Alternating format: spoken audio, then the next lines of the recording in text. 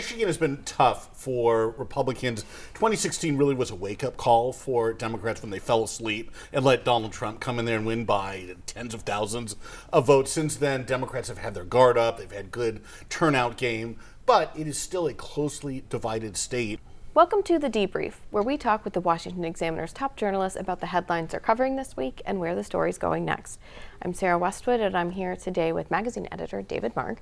And David, the Michigan Senate race is already sort of starting to take shape. It had a high-profile entrant this past week. Tell us where things stand with that. Right. This is an open seat. Senator Debbie Stabenow, Democratic senator for going on a quarter century now, is retiring. So there's one leading Democrat in the race, Congresswoman Elissa Slotkin. She represents the Lansing area, the state capital, and more rural areas around that. So far, she has blocked out the rest of the field. She looks like she is probably going to be the nominee, but this is a must-win seat for both sides. Is it a sort of realistic pickup opportunity for Republicans in Michigan? Because, you know, sort of since 2016, they haven't done as well, especially not statewide in Michigan. Yeah, Michigan has been tough for Republicans. 2016 really was a wake-up call for Democrats when they fell asleep and let Donald Trump come in there and win by tens of thousands of votes. Since then, Democrats have had their guard up. They've had good turnout game. But it is still a closely divided state, and you really can't take anything for granted. Republicans have won other statewide races, so it's certainly possible, but I think we have to look at it as more of a Democratic-leaning state at this point. The House committee tasked with investigating the risk that China poses, they had their first hearing this past week. What were some of your top takeaways from that?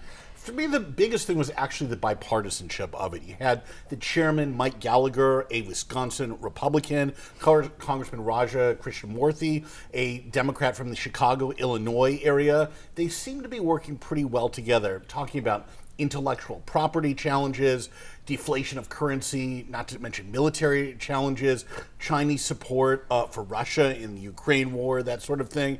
We'll see if this holds, but it's at least one bright spot of bipartisanship, and that's something we have not seen in Congress very much lately. Do you think that the actions of this committee and sort of how aggressively they're looking at and talking about the China threat will put pressure on the Biden administration, especially when you have Democrats participating? It is. China relations are always delicate for any administration, Democrat or Republican. So you can get all kinds of voices from Capitol Hill telling them they should do this and that, but it does provide a more unified front than, say, over Ukraine or some of these other issues. Well, David, thank you so much for being here today. Thank you. You can get more writing from David and the rest of the political team at washingtonexaminer.com.